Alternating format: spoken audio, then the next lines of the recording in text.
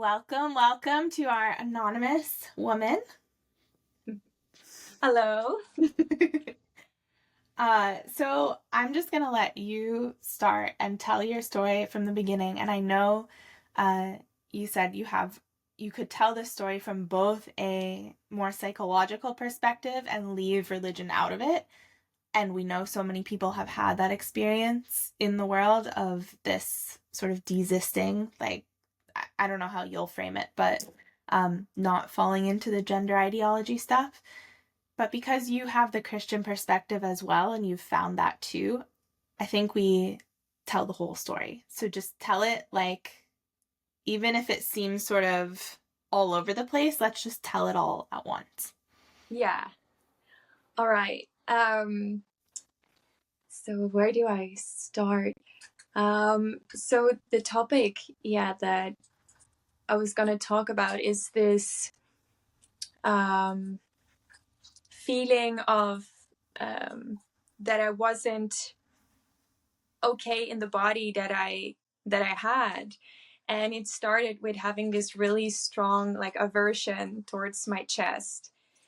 So when I was, when you're changing from a child to a woman, I remember getting breasts and being extremely uncomfortable with them and really wondering, like, am I the only one who's like, what are these things doing here? Or is it normal? And the discomfort never really left. I just kind of just lived with it. And only later on, the discomfort just became more and more. And at some point, I was even thinking like it would just be better to just cut them off.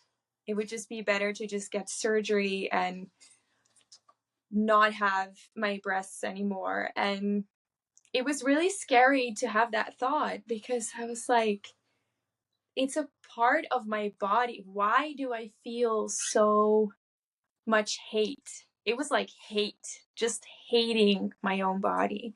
Was it a physical discomfort or a mental discomfort? What did it feel like for you? Was it emotional? Like you didn't like people looking at you, or was it the physical sensation, or was it all of it?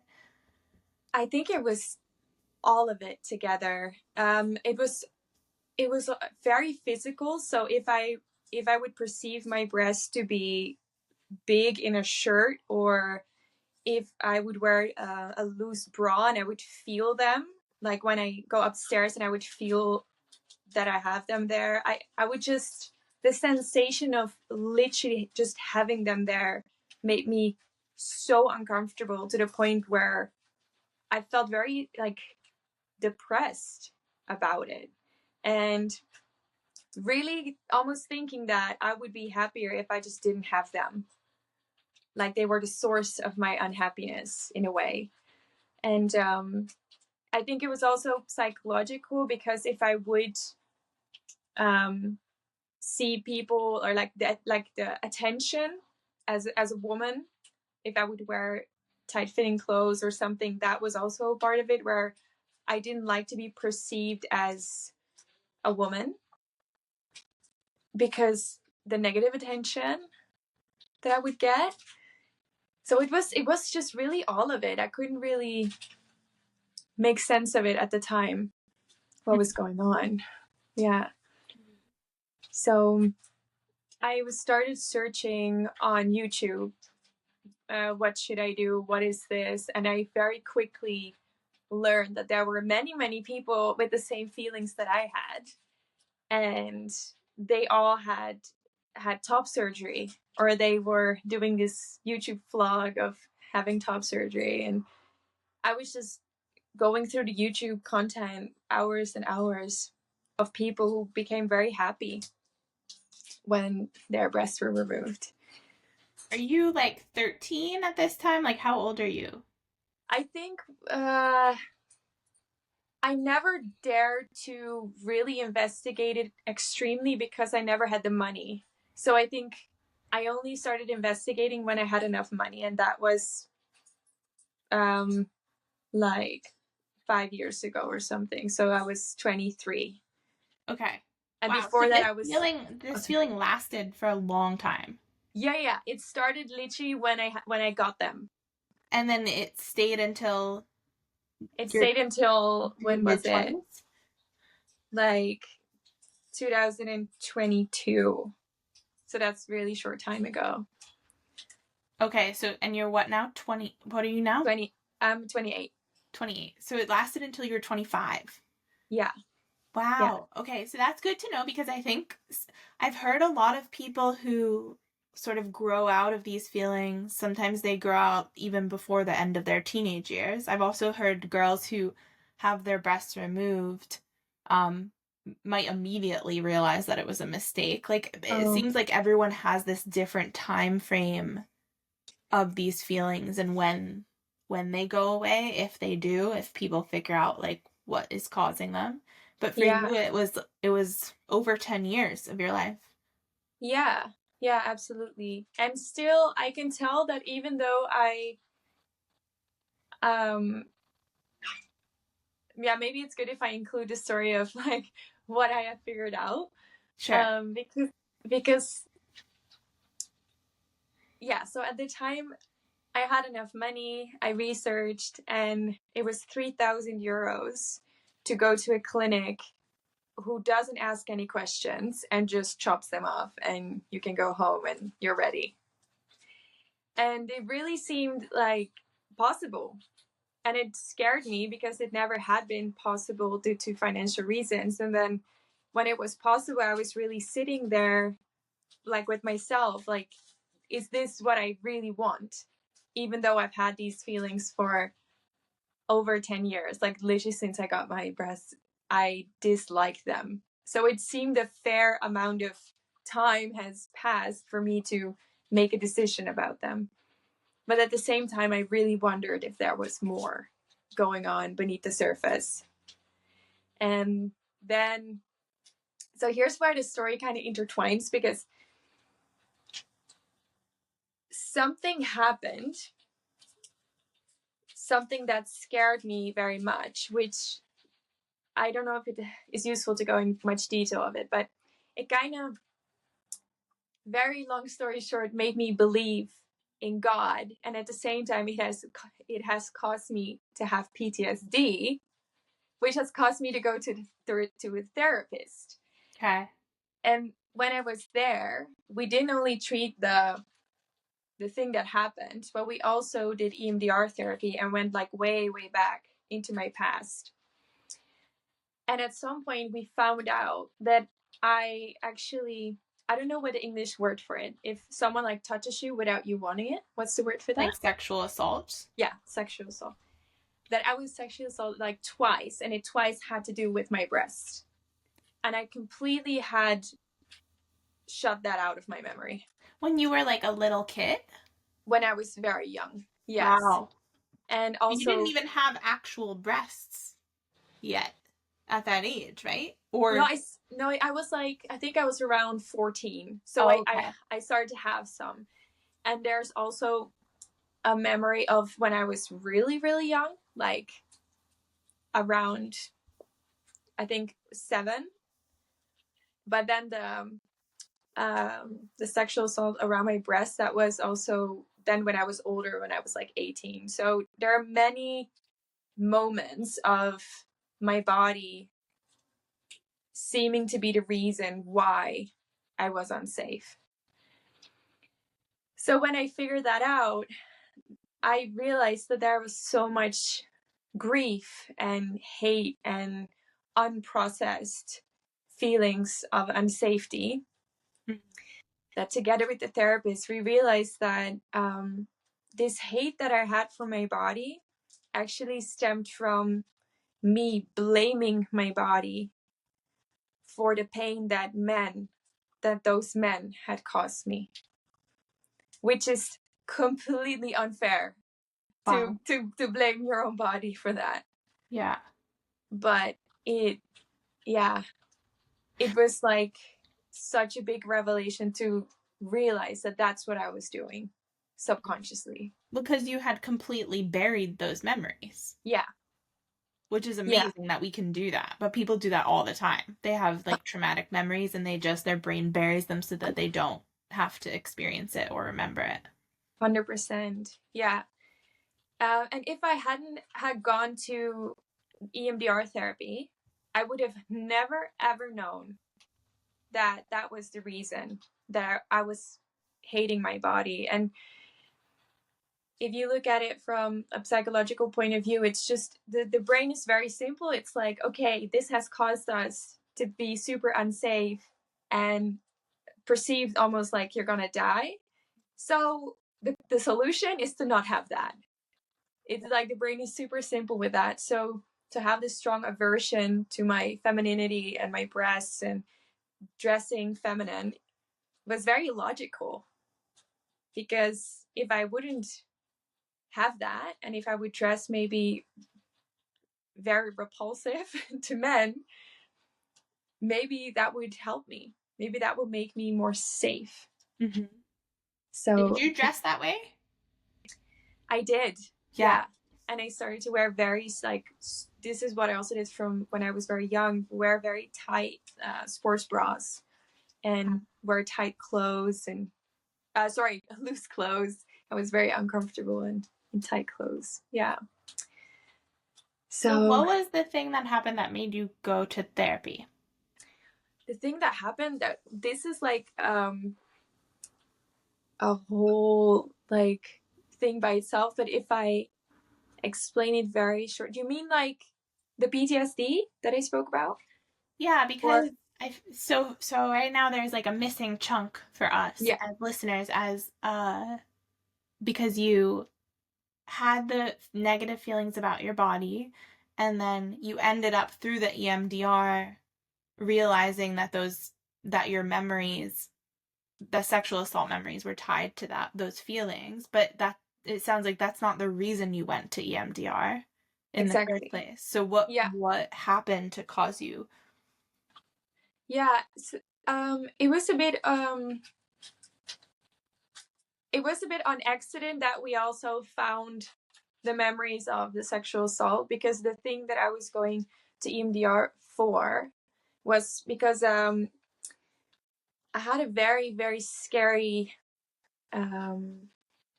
encounter.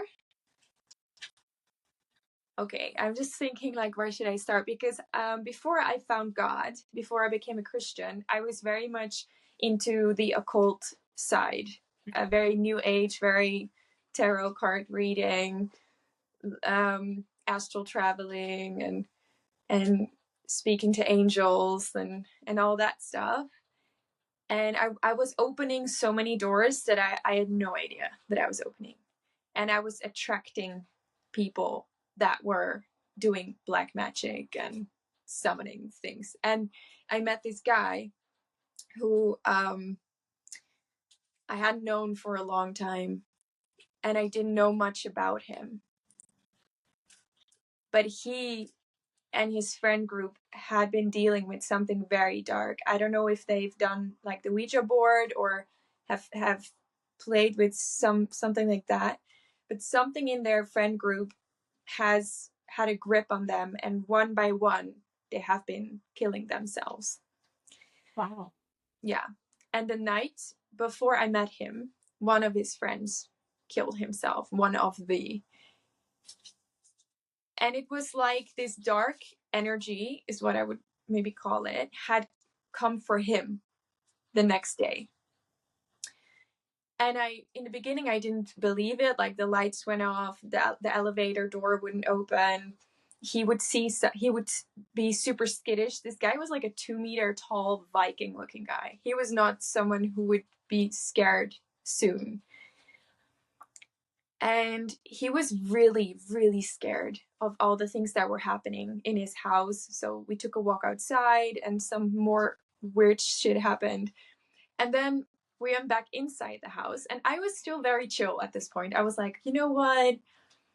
Maybe you should just calm down. And I thought he was overreacting. I thought it was all coincidence. And then when we were in the house, he there was a painting on the wall. It was a painting of a dog, and we joked about this painting because it was such an ugly dog, and his eyes were like really big and brown. But when we came back into the apartment, the eyes were white.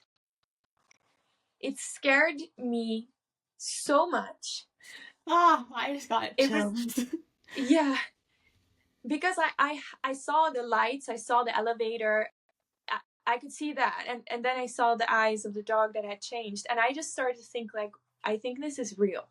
I think there is something really, really real going on here. So I asked him to flip the painting because I really didn't want to look at it.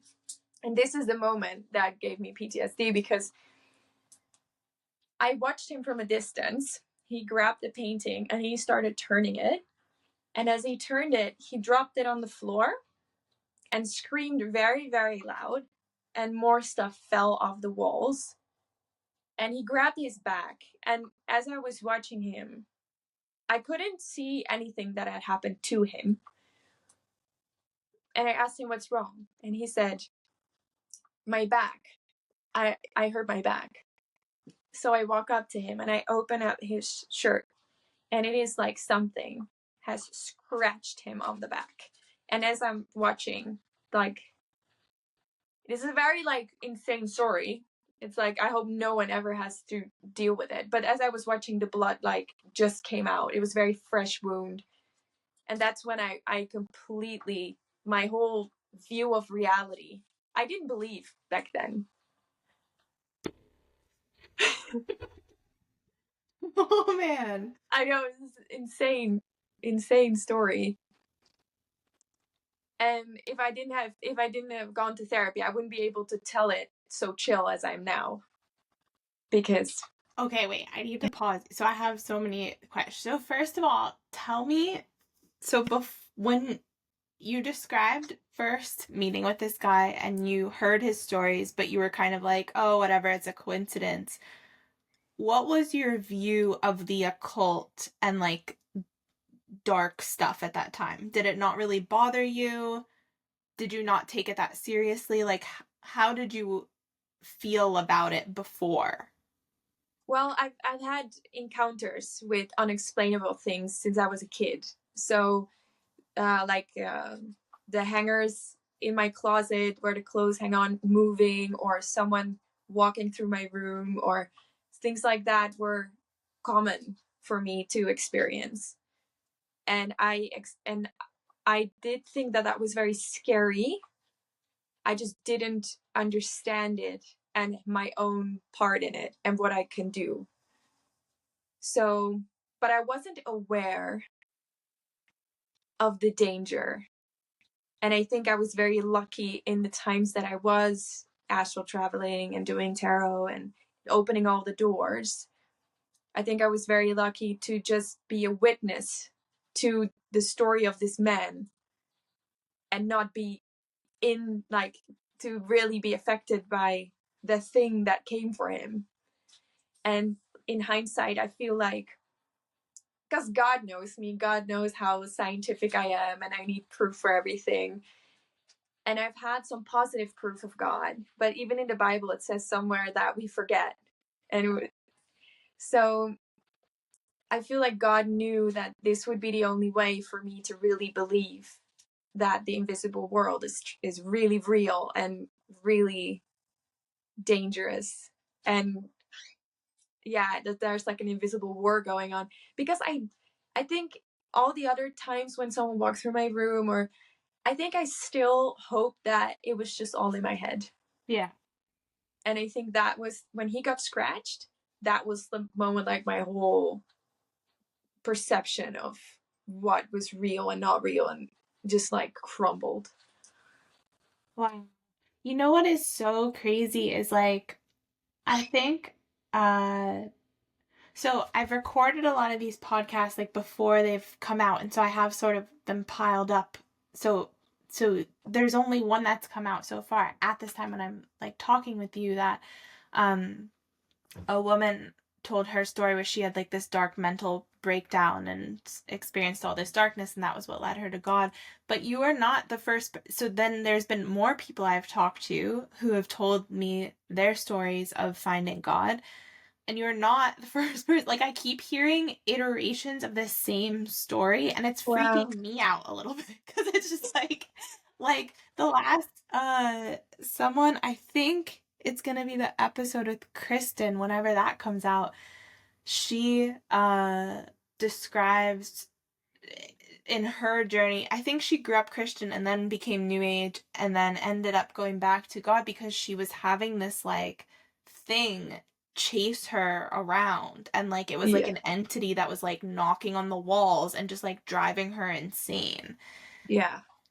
And the rational part of my brain is still like, I know that this sounds crazy, but I have not had that intense of a supernatural experience in that way, but through my time in the cult and having this like dark experience of evil and just being like, whoa, like I feel like I saw enough where I was like, I've been playing with all these dark energies, and like you said, have no, like I have no idea what I've been messing around with. Yeah. And I can feel that it's like, it is way darker than I know, and I know that I don't want to know more, and I Yeah. want to like shut it off. Yeah. So hearing these stories is just absolutely wild.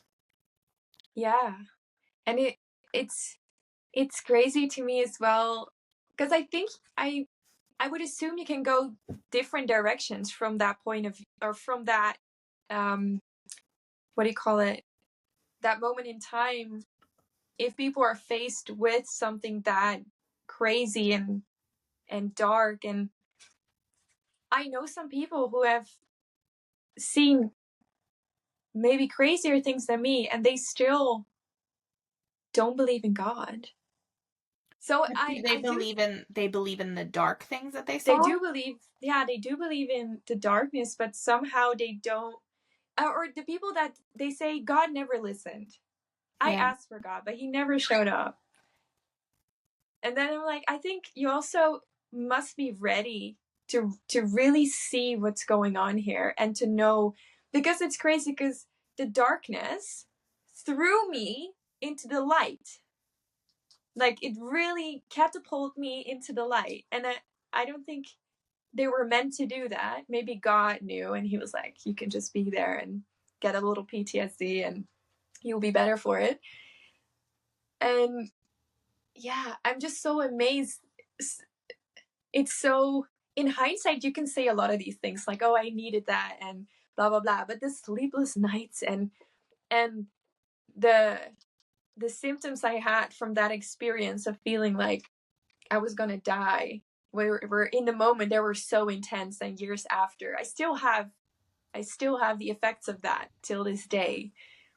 But I can totally see that it has changed me for the better, because before that I couldn't rely on God. I Yeah. didn't believe deeply enough at all. Okay, so lead us back. So that moment happens with the blood. Then what Yeah. happens? Like, literally. Yeah. What happened? What did you do? Well, I was a little bit calm before that, and then I like lost my mind. I went into like full on survival mode. My whole body was like in shock slash full of adrenaline, and in silence I grabbed all my stuff from around the house, and I was just at the door ready to leave, and this guy, he walks up to me. He was the one who was scared before, but now I was freaking out, so he calmed down a little bit, and he was like, what's going on? And I said, I'm gonna leave you. I'm gonna leave. You have to deal with this by yourself. But because before that, I was praying for us both. I started praying, like the deepest prayer I've ever prayed in my entire life. And something in me was like, you have to leave. Like, this is not your place to even be right now. I forgot to tell this part of the story. Just before hell broke loose, I got a very strong message: go home. And I was like, he was on the toilet when I got the message. And I was sitting there on the couch. I was like, but why? Nothing has happened. Everything is fine. And then I got it again. Go home. And again, I was like, I don't get it. Why should I go home? And I think it was one more time. And then all hell broke loose. And then I was like, okay, I understand now why I should have gone home. But I didn't believe. I didn't trust. Oh, yeah. So I realized I needed him to guide me to my car because I didn't know where I parked it, even though I wanted to be as far away as possible from this man. So we walked downstairs because I didn't want to take the creepy elevator anymore. And as soon as we get out of the building, I have this really strong, like the message is back. Same voice, same vibe. The message says, it is not here for you. It is here for him. It won't follow you home. And the second I hear that, he repeats the same message. He says to me, don't worry, it's not here for you. It's here for me. It won't follow you home. And I was like, okay. I was like, really? I think that I would have a mental breakdown in this moment. Yeah, I was really, really not okay. I was like, I think the adrenaline like made me get into my car and all that. But so we were standing still in front of the building. And as I look up, it was dark, it was evening. There are these 3 really big, I would call it maybe pillars of blue light. Like maybe higher than the, what do you call it, street lights, and maybe 4 or 5 meters high up in the air. It was like this shape. And it felt like it was something good. It felt like maybe because my prayers were so intense, as if I was calling like spiritual or like, yeah, spiritual 911. Like, please send whoever, because this is really wrong here. And so the blue lights, they felt very comforting. I still don't know till this day if it were like angels or God in showing himself. And as I looked to him, to my right, he was also like half on his back. It was very blue. And I didn't understand that. So when we walked to the car, I was really scared of talking to him because at this point, I was like, is your voice going to change? Like, what's next? You know? And so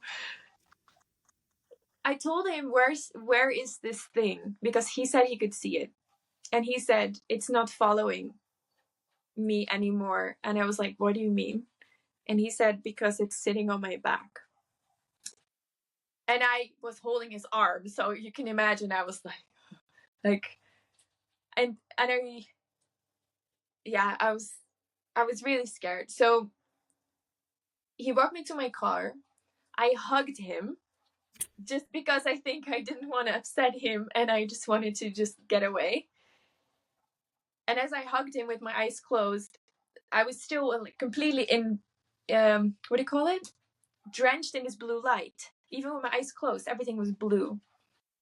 And then I went into my car, put on my Google Maps, and I just drove home. And somewhere in this time, I also heard that I should stop praying for him, because I had this really strong feeling that whatever he was up against, I wasn't strong enough for. And it would become me against the thing if I would keep going. So I stopped praying for him. And maybe halfway home, I dared to pray again from a distance. Yeah. Wow. What happened to the guy? Do you know? Is he still alive? Yeah, I texted him the next morning. I also texted him a picture of his back because I was hoping I was hallucinating. He was still alive because I said, what are you going to do? Before I got into my car, I was like, what are you going to do? And he was like, I'm going to fight this thing. And I was like, how would you even do that? But the next day he lived and he showed a picture of his back. It was real. And then I told him to like never ever contact me again. And if he ever sees me in real life, he needs to like completely ignore me. And so you don't know if he's still alive now, or do you? No. I just know the day after he was still alive. Wait, so these men, how did they call in this thing? Because they were, do you know? They were doing something. What were Yeah, they doing? something like with dark magic. I'm not sure like the term I can use for this. They had been for fun, I think, playing with the idea of higher power, but not through God. Okay. Wow. Yeah. Do you ever wonder if he's still alive? Or was it scary enough that you were just like, It was really scary, and it started the whole thing, the whole like hell breaking loose started with a guessing game that kind of reminded me of pendulum swinging, of getting answers through that, but then with a card game. That's how it started. And my friend, I just remember that she saw him because I told the whole story to her, and she saw him some weeks later where he works in some cafe, and he asked how I was because I blocked him and everything. And she said he was good. I was good. And then he asked my friend if she wanted to play a card game. oh. She texted me like straight after, like what he asked me was insane. I was like, this guy, I don't know, maybe he has some weird deal, or like he's playing some strange game with the dark side. You know, I used to follow people like this when I was younger, when I was more naive and I just didn't take it as seriously, and I would follow people who would say outright that like I remember following this one woman and being friends with her online who would say that she had like demon friends and she was like the demon queen or something, and she had all these relationships with these evil beings. And I guess I don't know, I thought part of me thought it was cool, part of me thought it like couldn't really be real. Yeah. Like I just didn't get it. There was just like a total innocence and naiveness, Yeah. and it's scary. Yeah. Yeah. Because it sounds very unreal. Yeah. Like, yeah, because when I used to learn about these things too, I was curious about all the new agey stuff, and I just didn't believe it, really. I was like, yeah, it's But there's a very lot of real, it's like, very strange. satanic. But yeah, that has caused me to go to therapy. Okay. Wait, why did you freeze for a sec? It says trying Yeah, to. it's reconnecting. Oh, I think we're good. Okay. I was gonna just say briefly before you talk about the therapy that a lot of our governments, I think, are satanic, doing Yeah. satanic things. There's a like the Yeah. more I had to stop myself going down this rabbit hole. The one day I went down this whole rabbit hole of like pedophilia stories of survivors from like the satanic ritual abuse of the government, and I was just like, oh my, like the more I read, the more I was like, this is actually real. And Yeah. then I got so freaked out that I was like, I don't know if this, like, I don't know if I want to know more. This is a lot. Yeah. And it keeps getting insaner and insaner, and I've been down many rabbit holes now, and it's crazy. But the stupid part is as well is that it works. The Yeah. Satan stuff works. Like it makes you powerful. It makes you powerful. Yeah. For a price. Yeah. It works. So that's the shitty part about it. So it's tempting to go that way. Yeah. So you went to therapy. So now I can't believe. So you went to therapy because of this experience. Yeah. And your therapist, I'm trying to think of all the therapists I've ever been to and trying to like tell a normal therapist this kind of story. Like, how was this just a regular therapist, or did you find someone who like, what, how did you find them? I really think that my therapist, like I even just thinking about it again, like goosebumps. My therapist was just like a gift from God. Yeah. Really, she was. I call her like the angel on earth because she's the most loving, most talented. Like I've been to some therapists, like maybe I've seen like 7 or 8 therapists in my life, and she by far is the best therapist I've ever met in my entire life. She didn't believe, she's not religious and anything like that, but she's so open-minded that she was like, I don't even need to believe your story for us to continue therapy. And she was like, I empathize with what you've been through, and all all that is important is that we tell your brain that you are safe right now. Yeah. Because I was getting stuck in the I'm always unsafe and getting insanely triggered. So she was such a gift from God. I can't believe I met her so soon after all of that happened.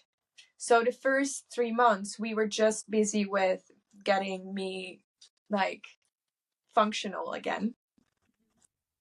And then after that we did more EMDR, deeper into feelings I had. And then we got to the part of me being sexually assaulted. Because I didn't tell her that I had this hate towards my body in the first months. Mm-hmm. It was just that because she asked me, like, what is something that's what is the most bothering thing? And I think I had a top 3. And this was one of them. And yeah, that's how we started unpacking that. And she was so empathetic and so straightforward with me. She was like, why would you blame your body? Why would you hate your body for something that wasn't its fault? And that just broke me because I had been blaming my body for simply existing the way it was. And that was super, super harmful. Super harmful. So in the Netherlands, do therapists usually treat gender dysphoria like would most therapists be different than your therapist? Like might they affirm that you should be in a different body? Or like how is it talked about there? I'm not sure if it's different than other countries. I just know that my therapist was specialized in trauma. Yeah. And when I started talking about like the hate I had for my body, she was not even entertaining the thought of becoming gender neutral or transitioning or anything like that. Yeah. She was like, but she's the most like the best trauma informed psychologist I've ever had in my life, because I had symptoms of trauma before I ever met her. So when I was 18, I went to a therapist, and she failed to see that I had a lot of symptoms that were connected to trauma. So if that therapist was more trauma informed, I probably would have gotten the help sooner. So I know that there's a lot of therapists that will overlook the symptoms. I think too, people expect sometimes that if you have a lot of trauma, it will appear in a certain way, and it doesn't. Like you can be living a very happy, joyful life, and people can think you're all happy and joyful, but you can still be having these beliefs or carrying trauma. It's not like 100%. one or the other. Yeah, 100%. And my own experience here with thinking that maybe I am queer, or like if I just don't identify with my woman, like my femininity, but not really feeling like I want to be a guy, like that whole questioning, I think the root cause of all of that is like it's some sort of identity crisis caused probably by trauma. And if it's just seen as an identity crisis and not really looking like, where did it start?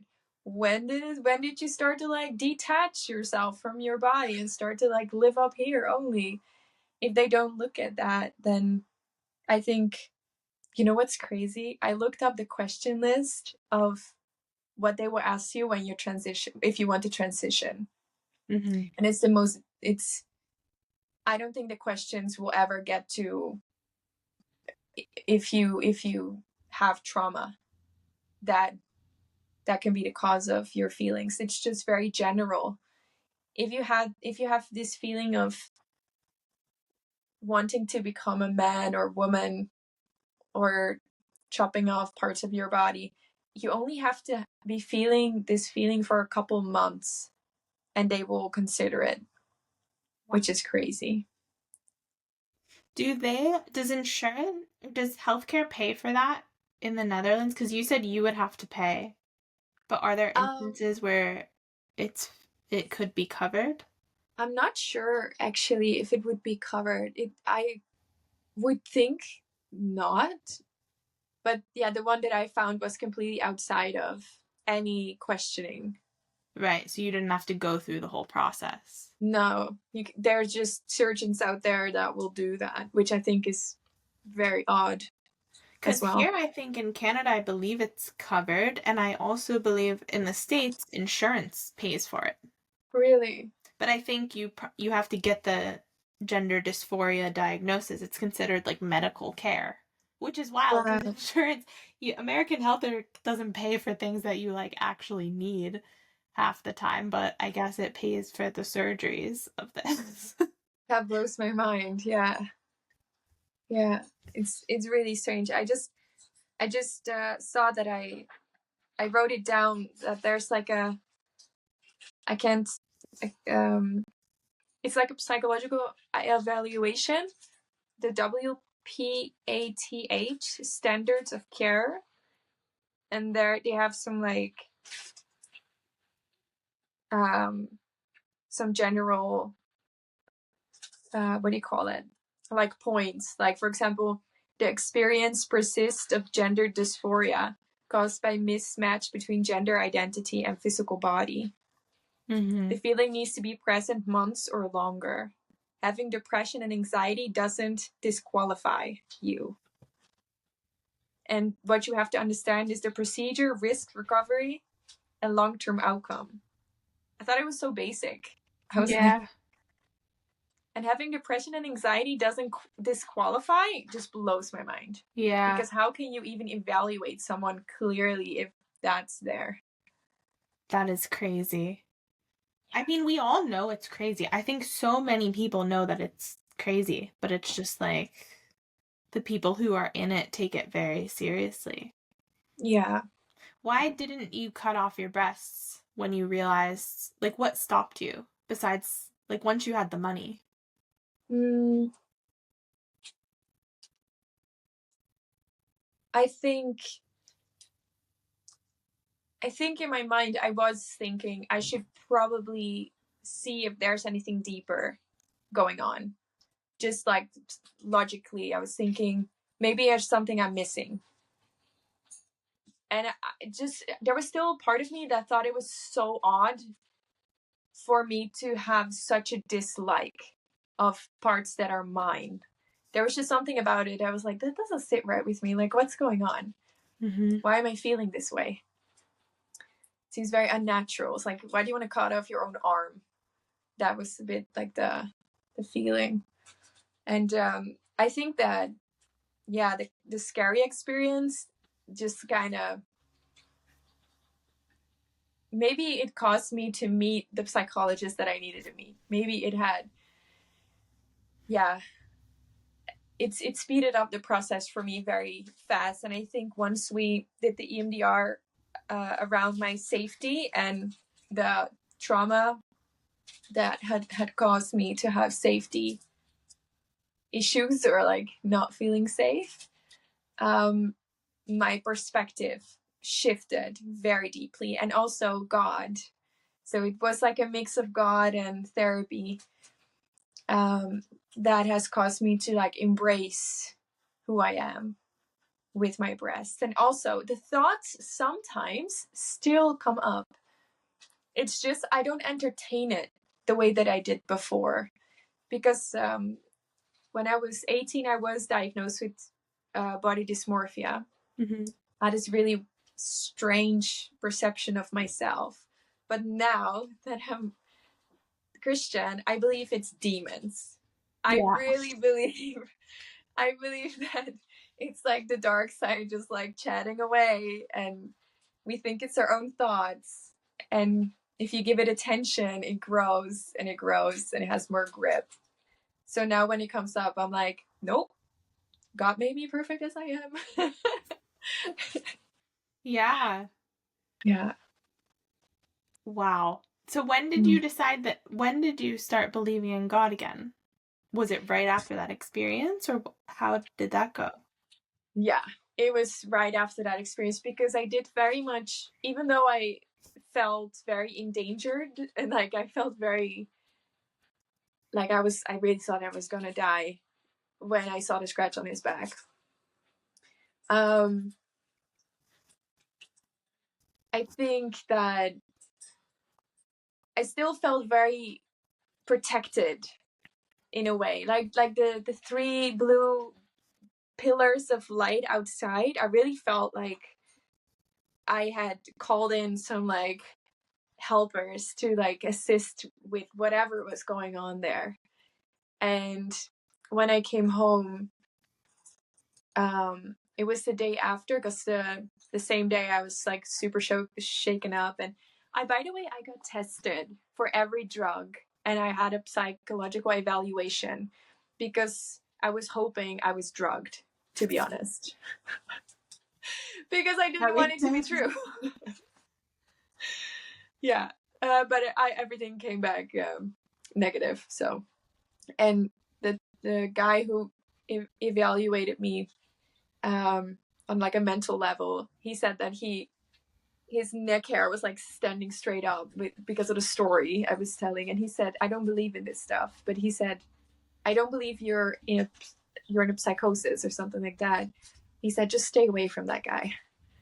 And I was like, yes, I will do that. But so the next day, when I knew that I wasn't drugged or anything like that, there was a moment where I think in between I called with my Christian friend, and I was just processing everything that happened. And then there was this moment where I was just like, if this is real, God is real. God is real. And I just fell on my knees in my living room, just crying and crying and saying, I believe. I'm sorry that it took so long for me to realize this. And that I have to go through so many like things for me to see it. And I was like, I believe. And I realized also how many times I had been inviting the dark side. And I was like, sorry, like I've been being so stupid because I didn't know. I didn't know.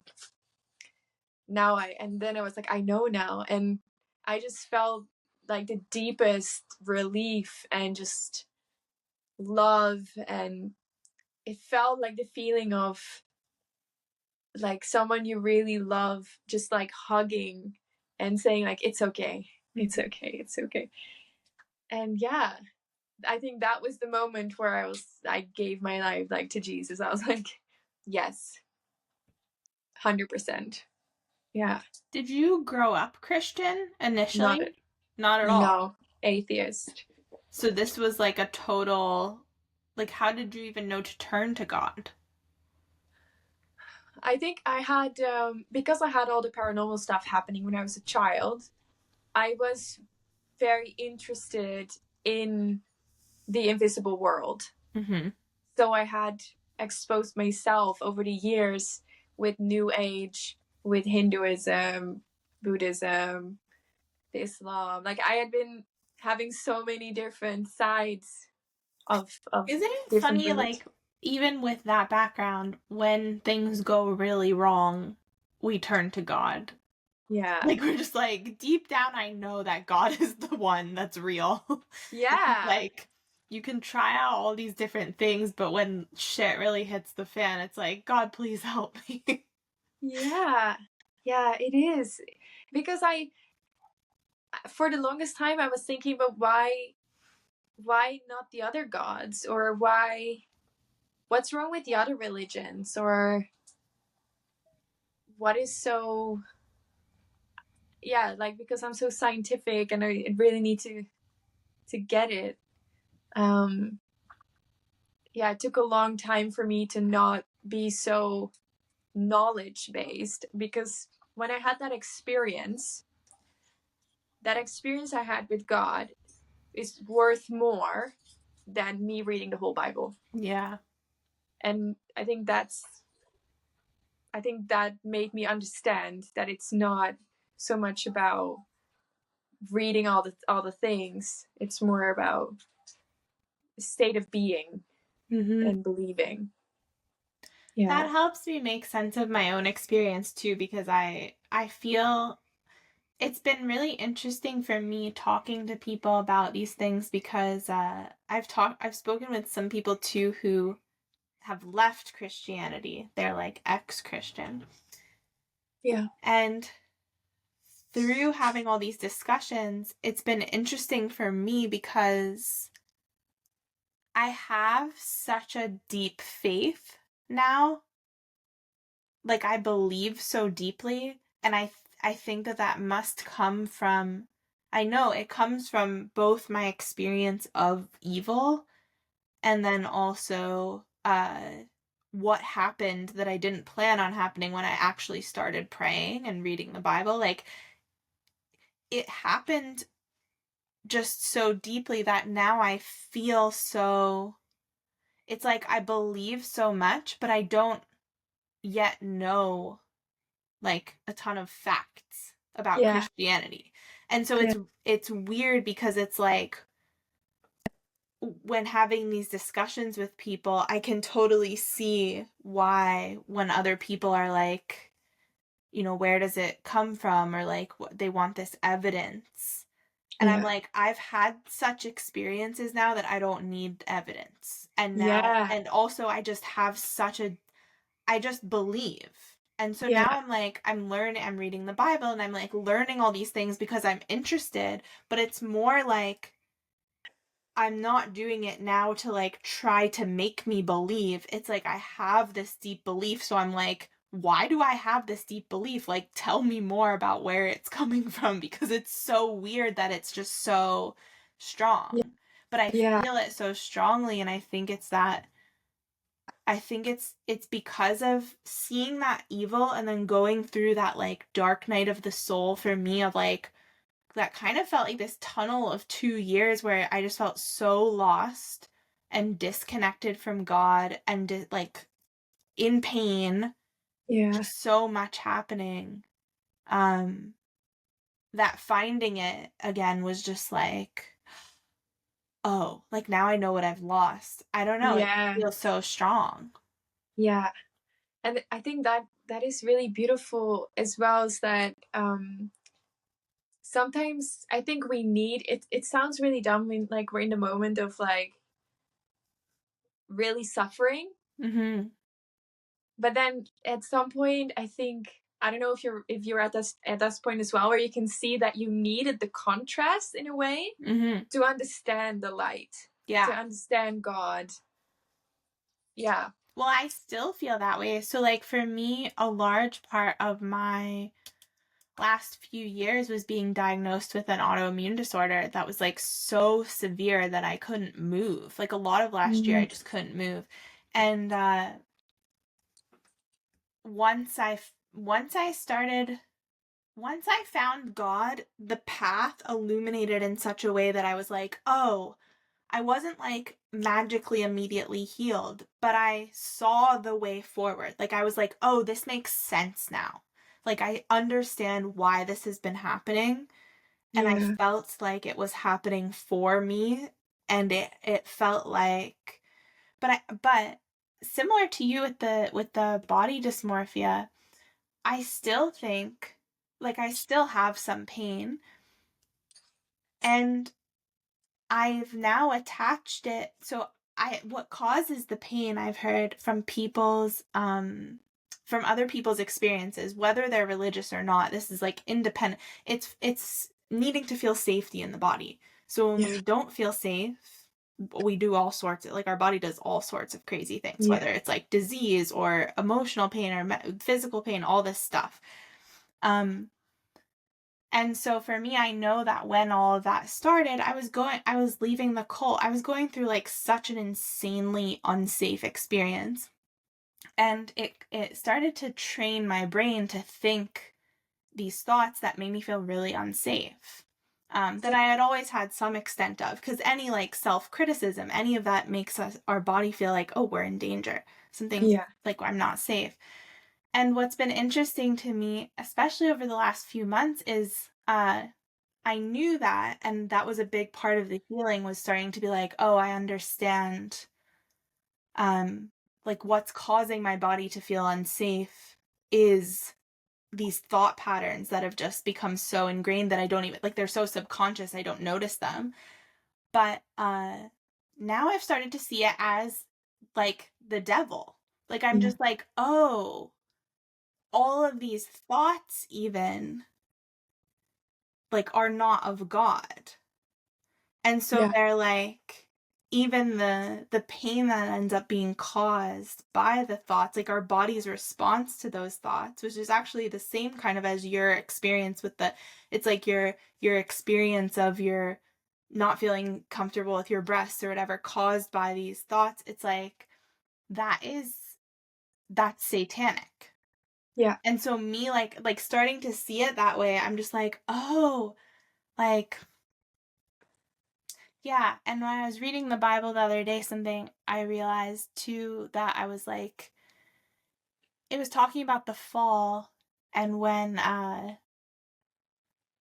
like the when Adam and Eve were expelled from the Garden of Eden, and how something in the note in my Bible somewhere was talking about how, like, uh human nature, like, we have to invite God in to be filled with the Holy Spirit and to have to be Yeah. able to resist those like sinful thoughts. Like the sin, it's not that you're like, human nature is, your thoughts are naturally going to be dark and have evil. And it's like the thoughts are a temptation. The thoughts aren't a sin themselves, but the thoughts are this temptation. And it's like, if Yeah. we believe them, like you were saying, and hook into them Yeah. and kind of be like, oh no, this is very important. Yeah. I'm very unsafe. This really matters. This means something big. It's like that invites evil in. And it's like, I 100%. think people don't see that the we can see evil and like the devil as these things, like you experienced like this massive, the wall shaking and all that stuff, but it's Yeah. also so subtle as just like this thought that comes into your mind. Like they're the same thing. Yeah. Yeah. It's very subtle. Very subtle. And I like what you said about that our human nature is our default is negative. Our Yeah. default is being constantly tempted and believing in really, really bad things. And yeah, if we don't invite God, yeah, it's really crazy. I really like that you can see this as well, Yeah. because I think it's such a nice extra layer. Because when I was just busy with psychology, I was like, oh yeah, negative thoughts and positive thoughts, and blah, blah. But now I'm like, it's the demons. It's a layer deeper, and if we forget about that, it's a really tough fight. That's the thing as well. It's a really, really tough fight to do it by yourself. Yeah. It's almost impossible to win. Yeah. Yeah. Did you Yeah. start going to church? Like, what did you do in your experience of Christianity then? I went to church only when this all happened. I lived in another country, so I only spoke the language for like 40%. So going to church with the churchy language in another language. Where were you living? Sweden. Okay. And it was just too difficult. So I started watching so much online, so much. And then when I came back to the Netherlands, it was just like more than a year ago. I actually got baptized in August last year. I really felt that it was time. What kind of church did you decide to go to? What is it called? I haven't decided completely like which church I want. What kind of Christian? Yeah. Yeah. I think it's, what is it called in English? Where it's like a lot of worship. It's a lot of worship and just partying. That's the Protestants. It's some version of Protestant, probably. Yeah, it's a lot of it's a really like a little party, like a concert in the morning. Yep. With a band and everything. It's so funny. Yeah, that's how people keep describing Protestant churches. Yeah. Yeah, so I go to a church like that, and I think from August last year I started to go every Sunday, and I'm also volunteering. Wait, hold on. I just lost power. Oh no, now it's back. Oh. We stayed connected. We stayed connected because I have a Wi-Fi backup, but that was what that beep was. It seems to be good now. There's no storm, so I don't know why. Go ahead. All right. Just the demons trying to keep up our conversation. That's what they say. If it's gonna be like something that will do some good, they always say that it will be interrupted in some way. Oh. What were we talking about? You were saying about the churches and how it felt like a concert in a church. And then I think you started to say something else. Yeah, from August, I went to the church every Sunday, and I volunteer there now. I'm in the band, and I am doing the camera work. And I was, last Sunday, I asked if I could maybe help with the prayer team. Because it feels really good to just be really surrounded by other people that believe in God. However, I do feel a very big disconnect between the, let's say, mainstream Christians and me. In what way? Very big. I think because I'm still very like fluid with the words I'm using. Like I throw a lot of psychology in there, and I think some Christians they're like, if it's not in the Bible, it doesn't exist, or it's from the devil. And I don't like that. Like in what way? Like what sorts of things would not be in the Bible that you would talk about? Like for example, the thing that had happened and the blue lights that I saw outside. They will be in a way it's good to be suspicious and careful, but they're like, yeah, that's probably also the devil. Yeah, that's probably like very just like tunnel vision, anything they don't understand. Not everyone, but some that I meet, it's like they can't speak freely because they're afraid to go against the word of God. Yeah. So they live a bit in fear of saying the wrong thing, I noticed. I feel like that's why I'm so interested in understanding scripture and understanding, because at least at this moment, and everything is just constantly changing right now, but I feel quite like you in that sense of like certain things must fit somehow. Like I was talking to someone the other day about reincarnation on some other episode. And I said I still kind of think that reincarnation is real because like there's just so many stories of reincarnation. And then she said like I think you'd be hard pressed to find a Christian who believes in reincarnation. Like it doesn't match with Christianity. And I don't know, because I said, I barely know anything still, so maybe I'll decide it doesn't. I don't know. But right now I still kind of feel like there might be a way it can sort of mesh, fit together. Yeah, it's funny that you say that because I started reading a book called Reincarnation in Christianity. Really? Yeah. But I What does only it read say? like the beginning pages, Oh, so I haven't discovered it yet. But that's also something I'm wondering because I have seen people who remember way too much of their past life, or kids that know where they've lived and the name of the town and the dog they had, and really deeply know real information. I'm like, what is that? Is that also the devil telling them that? Or I don't what is know. that?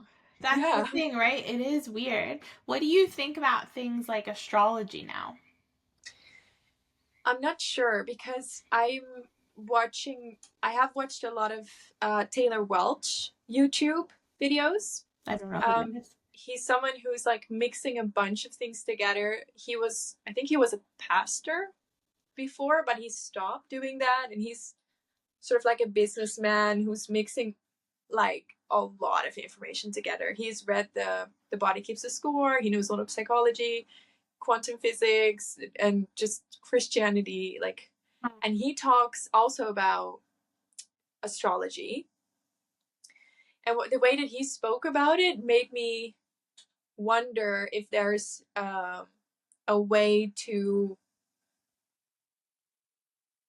access it or use it in a way that God thinks it's all right and we're not accidentally opening some sort of door. Yeah. But I haven't investigated it enough.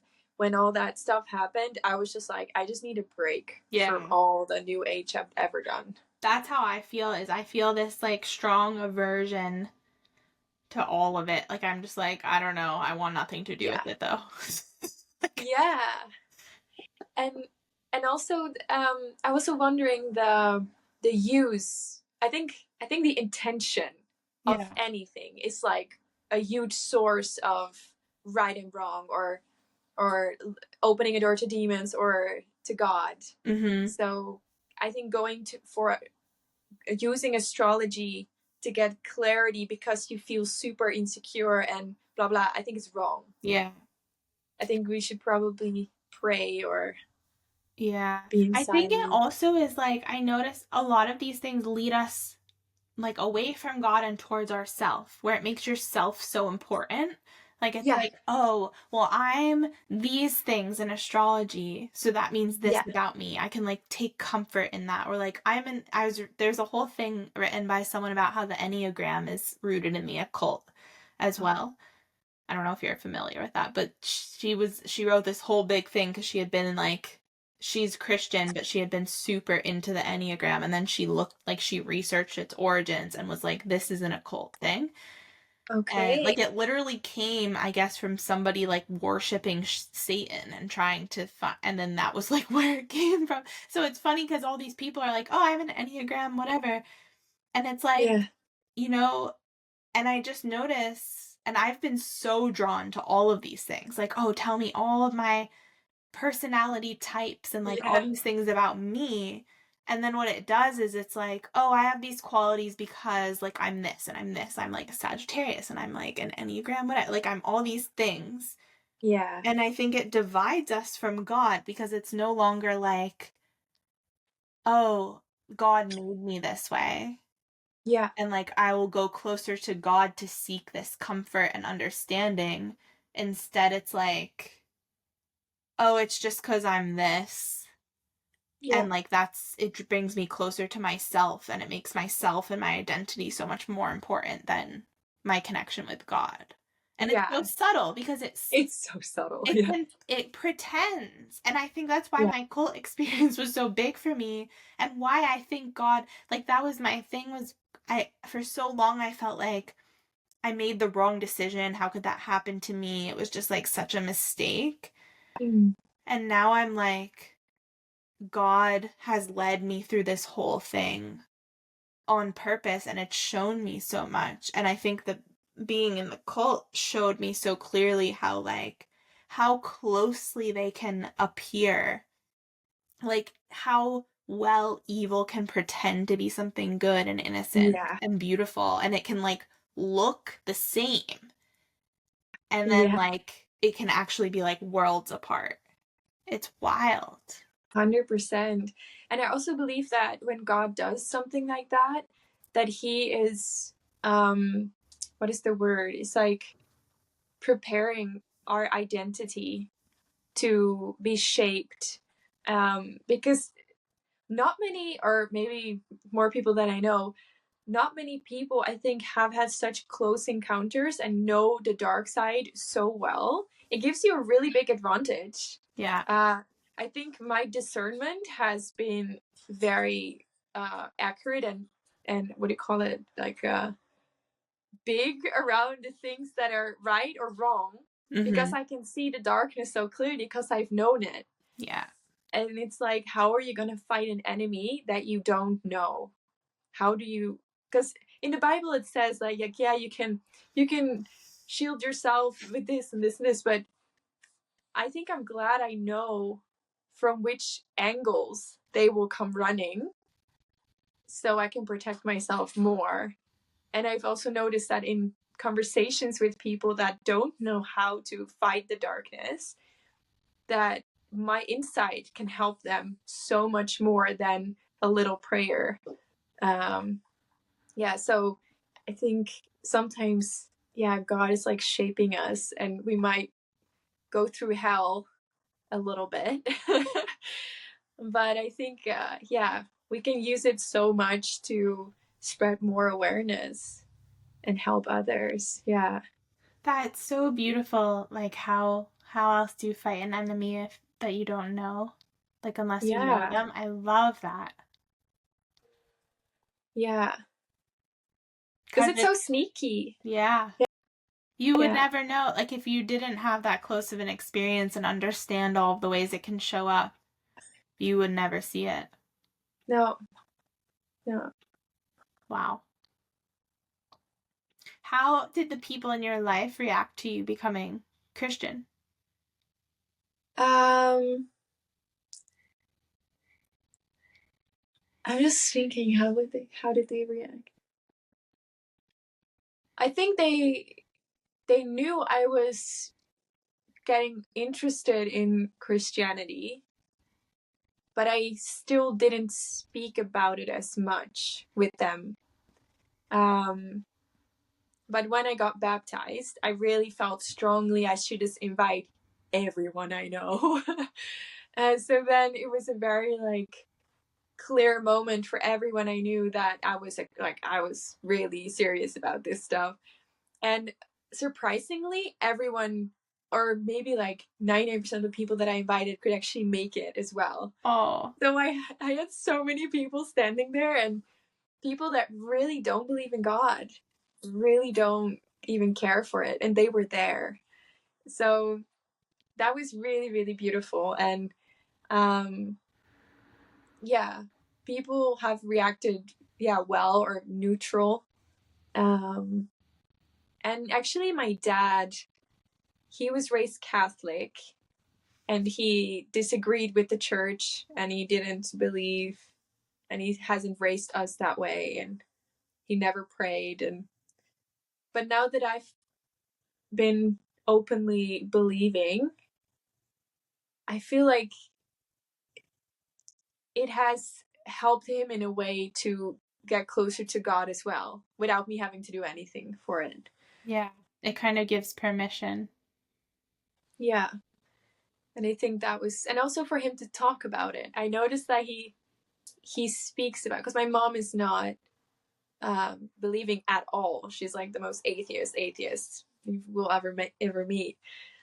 So I think he maybe feels a bit misunderstood by her, because she just like cuts off the conversation. She cannot even hear it. Wow. I noticed that too. Like when I talk to my mom about Christianity or something, I feel like there's like a huge disconnect. So Yeah. there's like, no way. Yeah. It's interesting for people when it's like that. Yeah. Yeah. I sometimes wonder what's there. Yeah. But so yeah, everyone reacted pretty well. Yeah. Hmm. I want to go back for a minute to the gender dysphoria stuff when you were a teen, because Yeah. I was thinking earlier about how, like, your situation could have turned out so differently had you had other people around you, like different people around you, right? Like, if somebody had heard how you felt about your body, and then, like, if you had met the right people who had encouraged you to cut off your breasts or, like, go down that path, Oh, could you yeah. have seen yourself doing all of that depending on, like, who you had been exposed to or interacted with when you were young? 100%. Yeah, because I felt so misunderstood. I didn't share my experience because the one time I did share it with a friend, he just said it was very odd. And I was like, I also felt a lot of shame about even thinking about doing that because it really felt like I was saying I'm thinking about cutting off my right arm, and it just, I think that's why I didn't share. But if I would have had people around me that would have done it, I think I would have felt safe to share. And if I can 100% see how that would really be just what do you say, like enhanced, Yeah. because yeah, I was feeling really hateful towards my breast. If someone is like, yeah, me too, and I can totally see how things would just feed off each other and giving way more permission for doing something like that. Yeah. Because you Yeah. kind of are old enough that you, like, it probably wasn't as popular of a thing when you were a teenager as it is right now. Yeah, exactly. It wasn't. Yeah. I knew maybe one person. Because that was, like, not a thing. I'm, like, 4 years older than you, and it was not a thing when I was in school. Like, people No. weren't doing that. I didn't know anyone who was trans in my, Yeah, I think in the whole school there was one trans person who was born female and was looking very male. yeah. Yeah. Yeah, it was not a big thing back then. And I'm glad because maybe they would have been gone. Yeah, I mean, can you Yeah. imagine? I know people that have done that, and it's just like, I mean, I think no matter what we've done, we can always find peace. Like, I pray for their peace and that they find that in themselves. Yeah. And I have my own similar journey of kind of looking at, like, things I've done with my body, or just being like, when I don't know how long you followed me or knew my stuff, but when I gained all that weight, like, Yeah. I sometimes I'm just like, how could I have done this? It was such a bad thing for, like, I just think it set off such a chain reaction in my body. But I was in a cult at the time. Like, I understand why it happened. And I think it's similar Yeah. with the gender stuff when it's like they're in a cult and you have these, like, certain beliefs and you're so certain of how you feel. Yeah. But you do sort of, I mean, hopefully for me, it's like reversible, but you can do this irreversible damage to your body, and then you have to kind of make peace with that. Yeah, definitely. And like you said as well, now when you said some sort of cult, because the whole um, community, what is it called again? LGBTQ plus? There's many letters, but there can be many letters now. Okay, that's community. I think that um, outside of that, they're maybe enhancing each other's ideas and feeding into each other's negative feelings and body dysmorphia and all that. I think also that people are desperately needing community, desperately needing community. And if you have an identity crisis and you don't have God, you don't have the church, you don't have a good family system, I'm not surprised, to be honest, that people will go into this like queer community, what do you want to call it, to feel, because people are very inviting and supporting and loving, and they're really beautiful people that just want to help and they want to feel happy and they want to feel seen and understood. It's just so sad that maybe the base of all that is just self-hatred. Yeah. Yeah. And it can be so deep in there.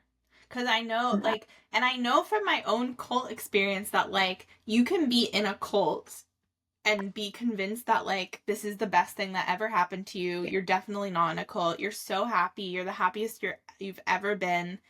Like, you can convince yourself. And I think that's what kids see when they go online and they watch these videos, like you said, of finding people who've cut off their breasts. And, like, it's like these people who are like, I've transitioned and I'm so happy. Yeah. And it's like, well, you don't really know. Yeah. Yeah, it's this brainwashing that happens without you even knowing that you're being brainwashed. So it seems like your own thoughts, and it's like your own idea. Yep. Yeah. There was also, I just like remembered that there was this little kid, I think 15, and he said that he decided to become queer. Why? Because he wanted to be part of it. Yeah. And then that's just like a deep essence, I think, of wanting to belong Yeah. and completely not knowing that you already belong. Yeah, it's just this search for acceptance and love, and searching for it in all the wrong places. Well, and I think that's why Christianity ends up being so useful is because like you can find that belonging with God. Yeah. Like God can Yeah. heal all those wounds that I'm not saying you can't heal them without God because you can do, sort of nervous system trauma stuff where you can Yeah. tell yourself like I'm loved and I belong and all this stuff, Yeah. but there is this way that like God can also provide all of that. Yeah. Yeah, 100%. I think the self-healing, to a certain point, I think it works. And then there's this gap of like, but why isn't it enough? Or what am I missing? Mm-hmm. Yeah. Yeah, it's a crazy journey. Is there Yeah. a part of your story that we didn't get to touch on or that you want to like expand on more? I was just looking on the floor here because I made some notes because I thought maybe there's something I really want to say about this story that I forgot. Um, well, I think the main thing that I hope that if this would reach someone who is thinking about getting top surgery, is that they would first, even if they have no memory of sexual assault or no bad memories or anything like that, I really hope that they would find a very, very skilled trauma therapist that would just dig and find out why it is you feel so much discomfort in your own body Hmm. before doing anything. That's the thing I think people miss is like there must be a reason why. Yeah. It's not just a thing that it's like, oh, for no reason, my brain just does this. Like, and I think that's why those of us who have done a lot of like trauma work or stuff like that, it's like when you start to do that, you realize that so much is underneath everything that you do and you have Yeah. no idea about it. Like, so all of our actions are so much based on our past life experiences and our lens and our story of how we see the world. Yeah. For me too, like, because I started my career as a sex coach, I've Mm-hmm. worked with a lot of women. A lot of women have negative feelings about their breasts. So even before Oh. all of this gender stuff was like big, just working with women and something we would do sometimes in the work that I did is like a breast massage, not together, but like, I'd have them do it at home. Yeah. Uh, because just massaging your breast, connecting with them can be so healing. And it would like some women would just love it and be like, oh, yay, I'm connecting with my breast. And a lot of women, there's a lot of pain there, or they felt really Yeah. uncomfortable touching their own breasts.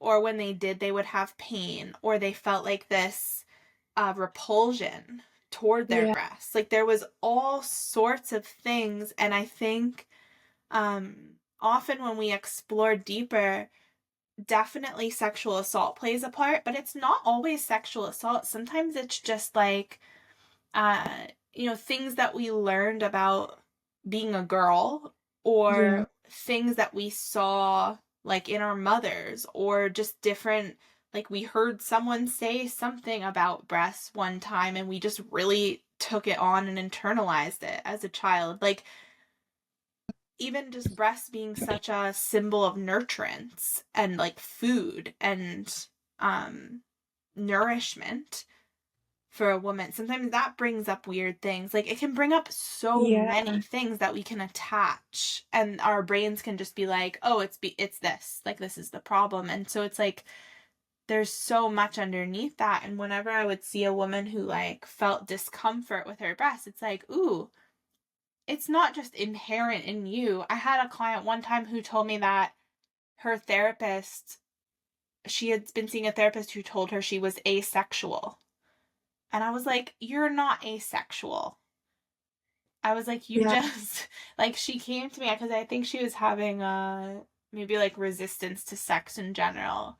And she was one who, when we started doing breast massage, like, she had like immense, I think it was pain or discomfort, like this huge resistance to touching her own breasts. And it was like, well, there's something there that's not just Yeah. part of you. You're not just asexual and hate your breasts. It comes from something. And when you Yeah. explore, you can find out. Yeah. And that's possible is amazing, Yeah. that we can find out.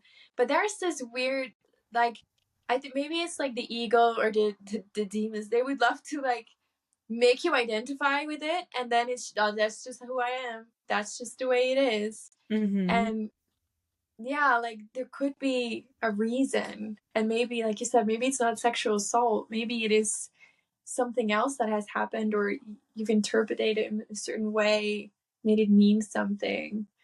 Yeah, it's fascinating. It When you said all that, it reminded me of I have a friend. She's 13. She started to have this really really deep fear of white vans, like this big bus. And I was like, what happened ever with like these big buses? And she was like terrified because we were watching the sunset somewhere in the car, and there was this bus next to us, and she was like, we need to leave now. And it ends up that on the TV there's so much information about girls getting kidnapped and raped in these white vans, Oh, that she had, like, it was in her body. The yeah. fear of the story was like so deeply in her system that she had like she was like panicking fully. And that really showed me, because she doesn't watch the news, she's just in the room with the news, Yeah. she doesn't care for it. And that's just like this subconscious fear, that's like the brain sees it and it's like, oh, we need to really be careful because that might be us, Yeah. we need to stay alive. And that is really, it really showed me, like a 13-year-old, how quickly you can feel unsafe. And she also had the link that it was because she was a woman, Yeah. because if she was a guy, you don't hear stories about guys getting kidnapped and raped in those things. Yeah. So that's yeah, it's eye-opening to know that all of that can influence how safe you feel in your body. Mm-hmm. Our Yeah. whole nervous system is formed before the age of 3. So, like, the whole way that we react to things and like our temperament, all this stuff is formed before we're 3 years old, and we usually have no memories of that whatsoever, like consciously. And so, Yeah. like, people don't know what they experienced when they were 0 and 1 and 2 and 3. Like, you don't know Yeah. what your experience was, what you were around. Like, that's why I really don't think any part of our experience really is just like, I think obviously there's a part that is based on our genetics, but the rest, like, there's so much influence that our environment and what's around us has on that, that Yeah. basically I think any way that we feel or react to something should always be really deeply looked into, because it's never just like, oh, you just hate your breasts because it's just part of who you are. Like, it's just not Yeah. the case. No. No. And I wonder as well, like with these evaluations, I haven't looked into it deep enough. I wonder if there is a trauma therapist or someone who looks like holistically to the person, and I don't think there is. And even No, if you, well, I think the other problem is that there are like quote unquote trauma therapists who are, they've been indoctrinated into the gender ideology belief, because like yeah, you have to be a therapist nowadays, mostly you're pretty governed by like the board of therapy that makes the rules for how you have to be and how you have to treat people, right? And so like yeah, if the board and the rules decide that this is the way we treat gender, like body dysmorphia or gender dysmorphia, like you have to affirm it. That's what yeah, they get trained in. So I think it's really yeah, only more the older, like old school people who haven't been trained in that as much. Because I think a lot of newer therapists, especially, but not just, because anyone can get hooked into it, but like they are getting trained to believe and look at it in a certain way. yeah, yeah. I believe that too. And I think I have a friend who is a therapist, and she was telling me that nowadays, she said, like, decades ago, I think she was saying in the 70s or something, that to become a therapist, it used to be a very rigorous process. I haven't looked into this, but this is just what she told me, that it used to be extremely rigorous. Like you had to go through all these tests, you had to do your own apprenticeship, like people had to evaluate you, you had to do your own therapy. It was like extremely intensive and took a very long time to be able to become a therapist. Whereas nowadays, it's like, oh, you like go through this school that's not really that hard, and you, sure, you like do some sessions, but it's like, it's very easy and very fast compared Oh, to how it used to be. I think a lot of our schooling has gotten that way. yeah. It doesn't surprise me because some of the therapists that I've sat across, I was like, how in the world are you here practicing this right now? No, and it's ridiculous. And Jordan and I both have had a lot of clients who will come to us and like do coaching, and they'll be like, this has helped me more than 20 years of therapy, like one Yeah. session. And it's just like, that shouldn't be the case. Like, No. I don't have any credentials to be doing anything like that. But it comes so much from some, like, when you've done enough of your own work, you can see it, and then you can Yeah. see it in someone else, Yeah. and you're able to guide people there. But like, that shouldn't be happening. Yeah. It shouldn't take, like, if someone tells me that they're with a therapist for 2 years, I'm like, leave. Yeah, well, you said even two, I said 20. 20 years? That's what people will say, is like, I've been in therapy for 20 years and like this is helping. But you're right, I agree with you too. People should not be in therapy for like endless years on end. No. No. But I noticed that people also, they are very trusting of the therapist even though there's no progress. Yeah, which is I'm like, weird. yeah, I'm like, do you know that if there's no progress, like, I know that sometimes it takes a little long, but you should see results like within 3 months for sure. Yeah, Yeah. it's weird. What also came to my mind, because I was thinking about people who've been transitioning and they detransitioned, and there was this one guy that really stood out to me. I don't know if you know him, Oli London. He I might have heard that. I don't know. he had this crazy story of becoming Korean or something, wanting to be Korean. And I think, I'm not sure where, if he's like just like an American guy, but he had a lot of surgery to look Korean and had Yeah. a lot of backlash because they were like, you can't do that. And then he became a woman, I think. Yeah. And now he's found God, and he's detransitioning, and he's gonna be a man again. What? Is he gonna become like white again? Yeah, Like, yeah, that's crazy. I think I have heard that name and now I'll have to look it up because how do you go back from all that? Didn't he get a ton of surgery? like, yeah, he went through so much surgery, and I think that is the scary part about having a lot of money.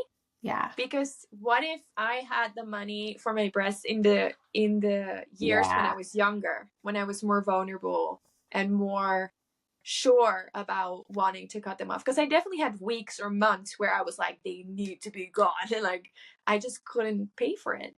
Yeah. But what if you have enough money when you feel so strong aversion towards, because he had body dysmorphia as well, but now he's like spreading the gospel, and he's, yeah, This is what happens to people in cults though. It can be way more dangerous when you have a ton of money because they also cults in general really want you in there when you have a lot of money because you have a lot of money yeah, to give them. And you can, like, I think a lot about certain things that I never would have gotten into if I didn't have the money to do it. You know, like yeah, even the cult I joined, like I paid her like $40,000 US over 2 years. If I couldn't have paid, and now again, she does give like scholarships to kind of suck people in, but there are yeah, certain things that, like, even with health stuff, like stuff I've just paid thousands and thousands of dollars for, yeah, uh, where I've had the thought, like, in some ways, I think this would have gone better for me if I didn't have money to be able to spend on it. Like, it can be really yeah, dangerous in that way. yeah, 100%. Because now you're like what's the intention behind what we want to spend? Like, it's not even, we don't have to reconsider. It's like we can just do it. Yeah, Yeah, it yeah. is. It's scary. I'm curious what you think about, like, how you think about homosexuality and God. I think that's a very difficult topic because um I one of my best friends, he's gay. I love him so much. He's such a cool guy. And I've started to listen to people who have um who came to Christ, and they were gay, and then they realized that it was a sin. And instead of them saying I'm no longer gay, they just say I will now suppress or not react to the feelings I'm having. So the stories that I have been looking at were people who were also indulging in lust and just having the freedom to always just be with other men. And he said that, or the gay guys that I saw on to generalize them a little bit, that I saw on YouTube, they were really saying that they're still feeling attracted to men. They just decide not to act on it. And one of them said, I actually fell in love with a woman. Wow. And that makes me think, like, is it this? I don't want to make it seem like the same thing as body dysmorphia, of like having this negative thoughts of your body needs to be different, you can blah blah blah, and maybe the sexual thoughts of having the thoughts of, just having something with the same sex. I don't know if it's demons or not, or if it's natural. I haven't decided. I haven't figured out what's what. I just know that as people themselves, as everyone is, you're always like worthy and a child of God no matter what you do. Yeah. Yeah, so I don't know, what do you think? Well, first, what I want to say to that is that I have listened also to some gay men now. I think, like, back when I was super woke and liberal, I thought all gay people kind of thought a certain way, like they were all on board with that. And now I have listened to stories of, like, I've heard gay guys say that they believe that their gayness comes from like a traumatic kind of relationship with their mother, or like a trauma they experienced in childhood. I have also seen people point to, like, they think that there's some sort of chemical cause during pregnancy that can cause it or something. So I don't know either, like, why, but I do think of it, I think that I've started to think of it now as that same kind of subtle temptation that we talked about earlier of demons, of the devil, of like Yeah. this uh and I've been talking about this on different episodes of, like, because I've started to look at all things sexual, not just homosexuality. A lot of stuff that I um had been more accepting of and like really embracing, especially when I was like being a sex coach and doing all this stuff like porn or BDSM or all that, I was like, oh, it's fine. It can be used in like a supportive way. And now I think that it's all bad and it's all like the intro into this slippery slope down. It's kind of like when we Yeah. were saying you invite, like, you don't know when you're doing sort of occult stuff, what you're opening the door to and Yeah. inviting in.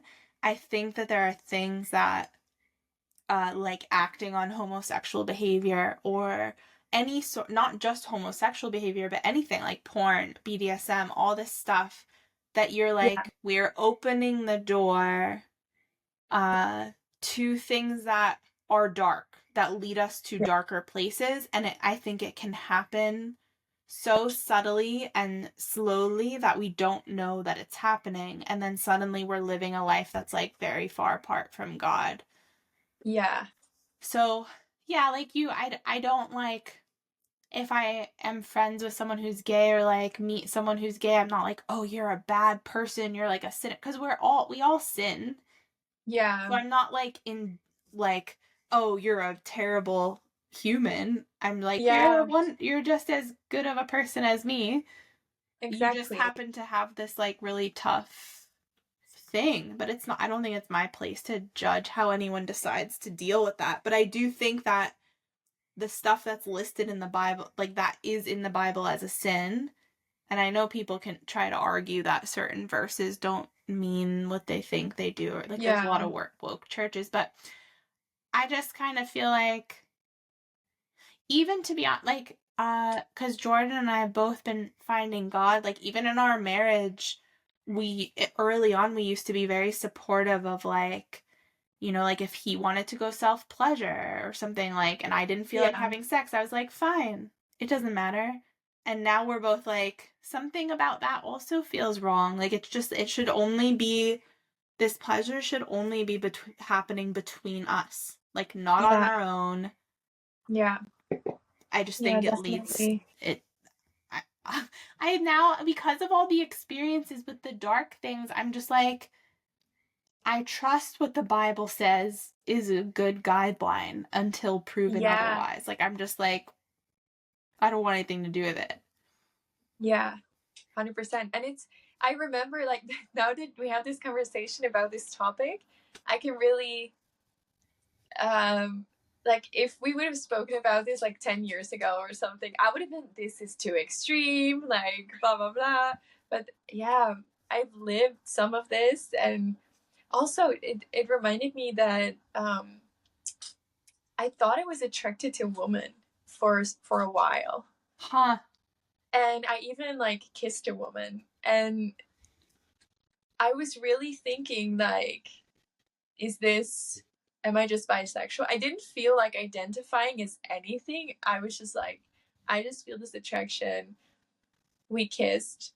But if I would analyze it very much, it was all lust. Yeah. It was just lust. It was not like, oh, great personality and we really matched together and I see a future with you. No, no, no. It was just physical first. And I think that was a very, like, I never really thought to explore that more. but it was like in the back of my mind. Mm-hmm. And I think, like, I don't know, like maybe some people would be like, yeah, well, maybe you're bisexual, maybe you should try it out and see what it's like. I was like, I don't know. No, I don't feel like that's something I should do. Yeah. I think that we're capable of experiencing pleasure from a lot of things, and not all of those things are good things. Yeah. Yeah. And the paradox, like the biggest paradox that I think is in faith, in just like believing, I thought that it was with so much rules and you're so strict and you're like so bound and you miss your freedom, blah, blah. But I've never felt more free in my entire life. Yeah. Jordan often says that like freedom comes from commitment.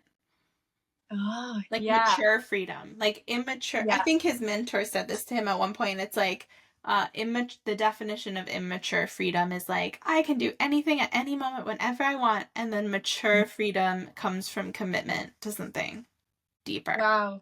I love that. Yeah. And the I can do whatever I want whenever, it's that's very like pleasure based as well. Like I will do what I will feel like doing. And within that, it seems like you're so free, but you're actually like really bound by your own desires. Yeah. Yeah. Wow, I'm so happy for you. Even talking to you, I mean, I know people who are watching video won't be able to see your face because we're gonna blur you, but just like I can see your face and I'm like, you just you feel so like lit up and at peace. No, I'm so glad you say that. That's so sweet. Because I wondered like, because sometimes people, they can tell, like a friend of mine, she met a woman in the supermarket and she could tell that there was like, she was probably a Christian. Yeah. Like, yeah, I have that with some people too. And I'm so glad um, to talk to you as well, like see you, like interact with you live, because you've been such an inspiration. I followed you for so long. Like, so I think since you were a sex coach, Oh I my think I goodness. follow you. And you were gone from the internet. And I remember sometimes, because I had an internet detox as well, a little bit at the same time. And then I was back online and I was like, where is she? Because Oh. I was missing your writing. And yeah, it's been so fascinating. And it has, you really have like influenced my life in a really positive way without you knowing it, Oh. just by sharing your journey, even though it's like been a wild ride. Yeah. Yeah. I think it's very relatable and brave to do that. And yeah, I'm really grateful for it. Oh, thank you. It's And been Go oh, ahead. sorry. What were you gonna say? Oh, I was also gonna say I was like mind blown when I saw you were talking about Christianity. I was like, she is going in that direction. I Isn't was so glad. I've had a lot of people say that to me. I was so nervous to tell everybody that I was Christian because I'd been curious about Christianity for a couple years, and then it was last summer, like the beginning of last summer, when I started actually reading the Bible. And like once it started happening, I just felt it so deeply. And I was like, and I wasn't online, so it didn't really matter because I wasn't like sharing anything, so no one even knew anything about me, which was fine. But then when I started writing again and sharing again, like back in November, I was like, okay, I want to share things again, but like I'm not going to tell anyone about Christianity yet because it just felt too tender. Like it just felt so special to me and felt like I was like, I Yeah. don't want to tell everyone yet. I want it to just be mine. But then it was like everything I started to write or say, I was like, how do I say any of these things? Like you were saying with your story at the beginning of this, it's like you could tell it without God, Yeah. but like how do you tell it without God? It's like Yeah. it loses so much of um I'm like, this is the lens that I'm now looking through, and so it's really hard to just omit that and pretend it's not there. And Yeah. I was like, I'm gonna have to tell everyone. And I was so nervous because I was like, everyone's gonna think I'm crazy and that I've entered another cult. And they're all just gonna be like, oh, like she's just becoming like another one of those new age to Christian people. Like I just really didn't want to tell anyone, but I was like, Yeah. I think it's time. And then I've had so many people be like, yeah, me too. It's like really crazy. And I told you at the beginning, Yeah. all my podcasts, like people won't know, but like when you reached out to me, we weren't going to talk about Christianity. We were just going to, No. because you didn't even know that I was Christian. So we were just going to Yeah. talk about the gender stuff. But Yeah. now it's like everyone I'm talking to is like, has their own, they're like, oh yeah, I'm Christian now too. And I'm like, what? Yeah. It's It's so so wild. great. Yeah. Oh. Yeah, because I remember I already told you, like I spoke a little bit about the topic and completely leaving Christianity out of it. And then while I was making my lunch, I had your podcast on, and all of a sudden it was like really Christian. I was like, oh. Yeah, I was like, okay, well, maybe we can talk about that too. Oh man, it's funny. So how do you feel about your femininity now? I know you said you still ever like have thoughts come in, but like how does it feel to you to be a woman? Does it feel comfortable? Like how do you feel about femininity? Yeah, I feel way more comfortable in my body, way more. I still think that there's this healthy, or maybe this, um, what do you call it? I think I still have a feeling that I need to protect myself in a way that maybe is very rational. It's like the same reason why we don't leave the front door unlocked, because Yeah. we can't expect everyone to be kind. So I am still like, when I'm outside here where I live, it's pretty weird people walking around in the street. But I feel like this might be the level of every woman in this town of being on guard a little bit.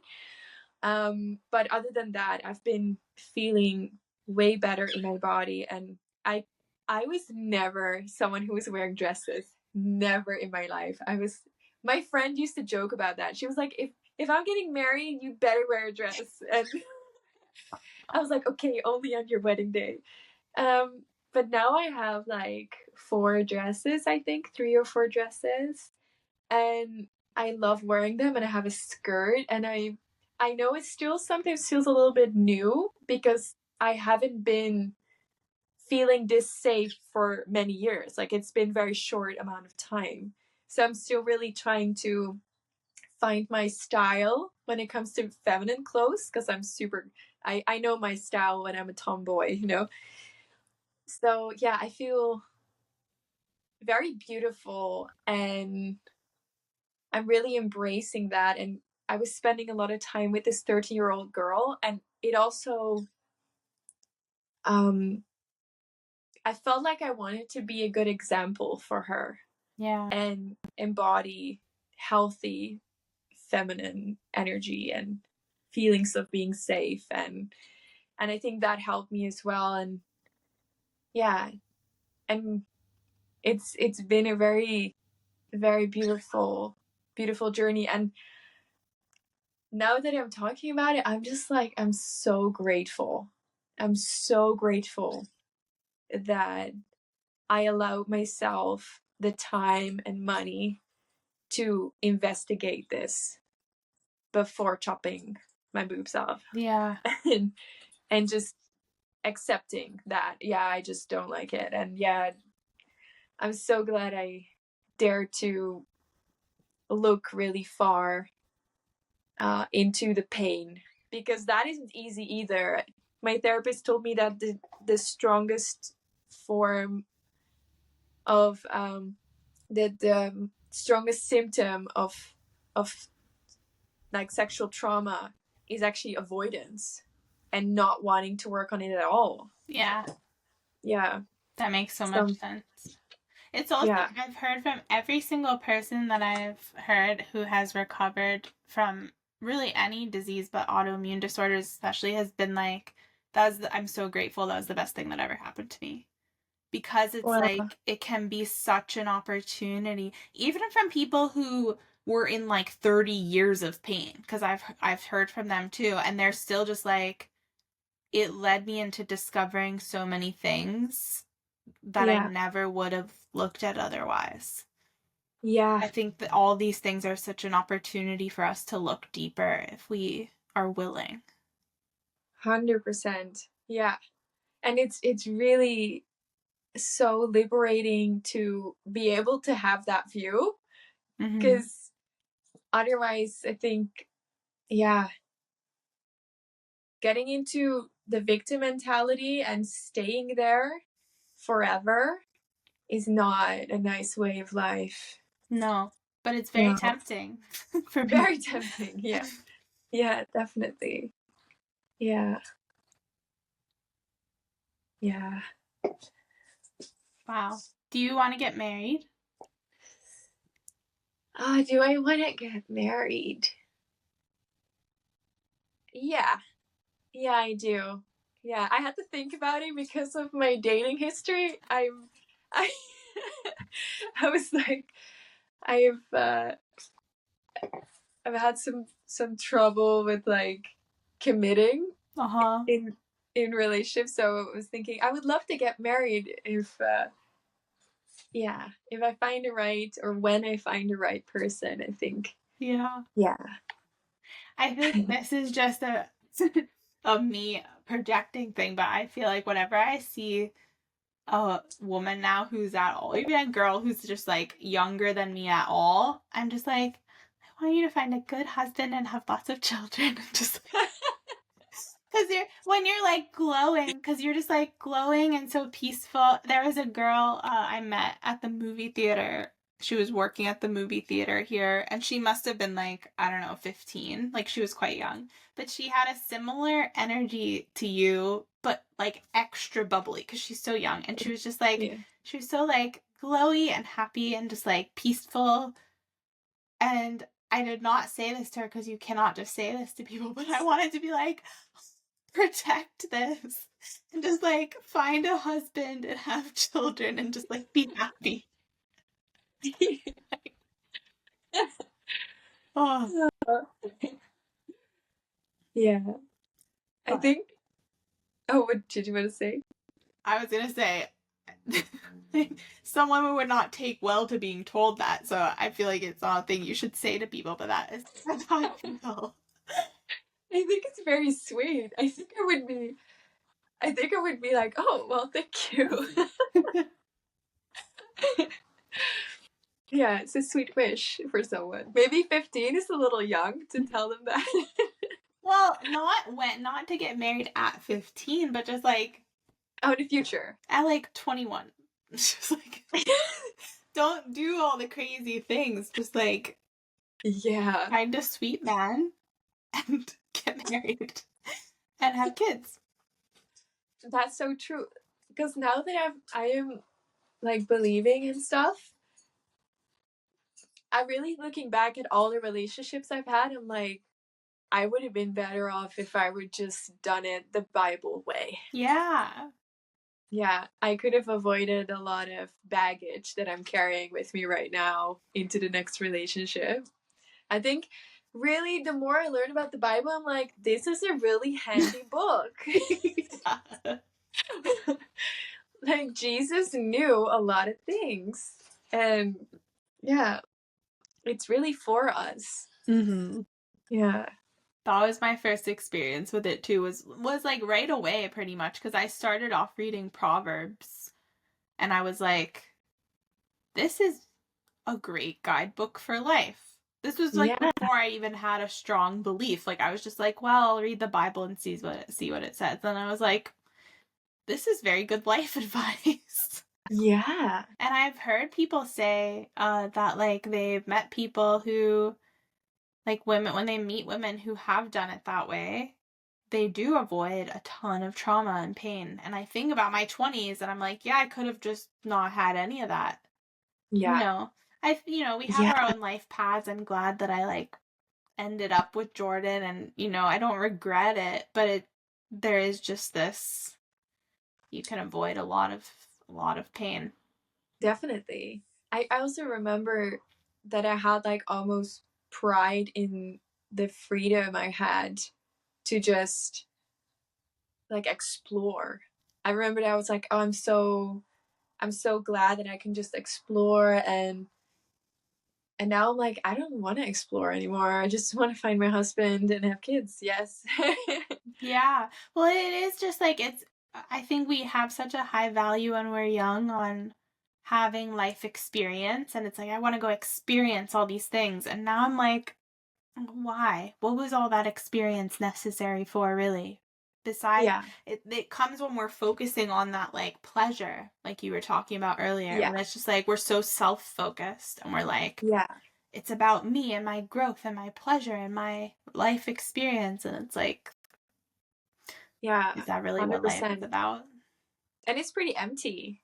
Like it seems to be the thing, but then if you keep going, it's like from the next thing to the next and never really fulfilled.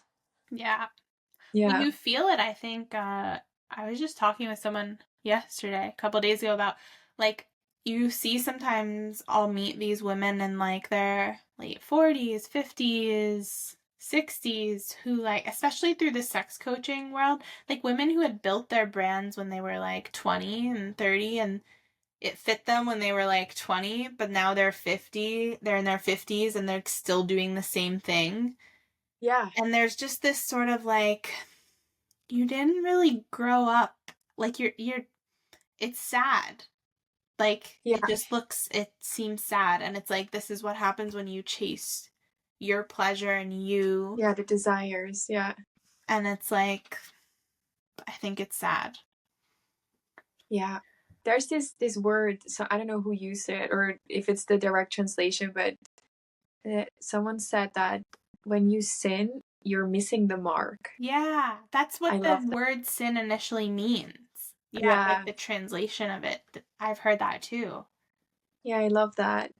It's very like, of course God doesn't want us to like miss the mark when it's like available for us to like choose all that. And the Yeah. beautiful thing about that translation is that like it's not coded in shame. Yeah, So, like, 100%. otherwise, sometimes we can feel like, oh, I sinned. That means I should feel all this shame and Yeah. I'm bad and I'm wrong. And that was the thing that stood out to me too from the Bible, where I was like, there's no shame here. Even though Yeah. I think people can think of Christianity, like Christians, as feeling shame all the time. And I think sometimes certain churches can instill that in kids and people. Yeah. But the Bible, it doesn't include, God doesn't want us to feel shame all the time and feel like we're bad and wrong. It's like No. it can be just like that. Yeah, you sinned, you're missing the mark.